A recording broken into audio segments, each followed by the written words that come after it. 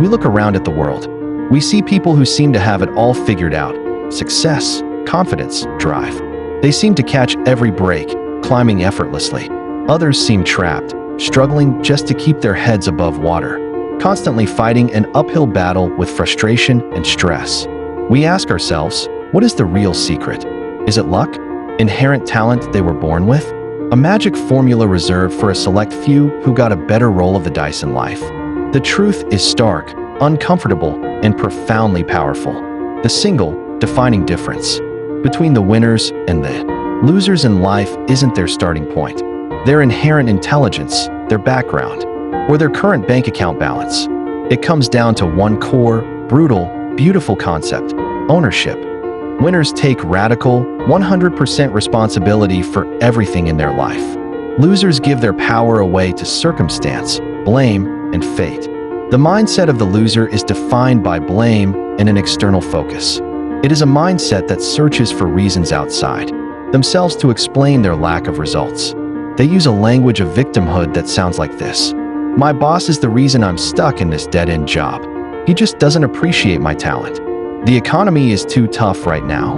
Nobody is hiring skilled people like me. The market is broken. I just had bad parents. Bad luck, a bad start in life. So I can't be expected to succeed like those other people. They see themselves as passive victims of the world, people waiting for life to happen to them. They constantly ask the self-pitying question, why me? Why does this always happen to me? This thinking is a trap, a comfortable, self-reinforcing psychological cage. It gives you an immediate excuse, a socially acceptable reason why it's not your fault, but it simultaneously steals your power to change anything. If someone or something else is always entirely responsible for your problems, then you are fundamentally incapable of fixing them. You are helpless by definition. This victim loop provides comfort in the short term, but guarantees failure in the long term. The mindset of the winner, the person who achieves their goals, is defined by accountability and an internal focus. When a winner faces a setback, a failure, or a crisis, they don't look for who to blame. They immediately look in the mirror. They internalize the outcome. They understand that even if they didn't cause the problem, they are the only person who can solve it. They ask a different set of questions. What part did I play in this outcome? Could I have prepared better? What could I have done differently to prevent this? What is the single thing I can control right now to change the trajectory of this situation? Winners understand a profound truth. While you cannot always control the events that happen to you, the sudden layoff, the market crash, the unexpected illness, a global pandemic, you are 100% in control of your response, your interpretation, and your next action. This fundamental shift, this radical ownership, is where true, unstoppable personal power resides. It is the exact moment you reclaim the steering wheel of your life from fate and circumstance. Losers are masters of intention. They mean well. They have fantastic ideas. They plan to start the diet next Monday, plan to apply for the new job when they feel more qualified, plan to write the book someday when they have more free time. They live in the mythical land of I, wish, and if only. Their lives are paved with good intentions they never acted upon. Intention without action is merely a dream that won't come true. Winners are masters of execution. They operate on a bias toward action. They understand that a mediocre plan, executed today, is infinitely more valuable than a perfect plan, formulated next week. Speed of implementation is their core advantage. They value momentum over perfection.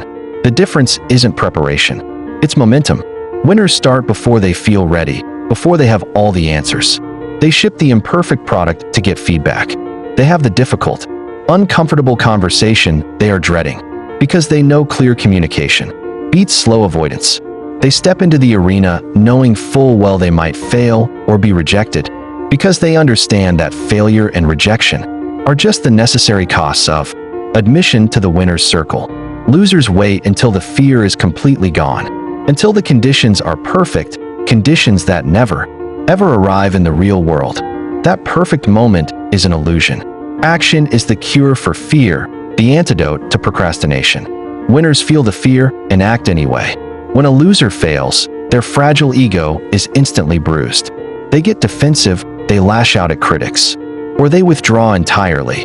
internalizing the failure as a final, crushing verdict on their worth as a human being. They might say, "I'm just not good enough," or "the system is rigged." The effort stops because their identity is threatened by the setback.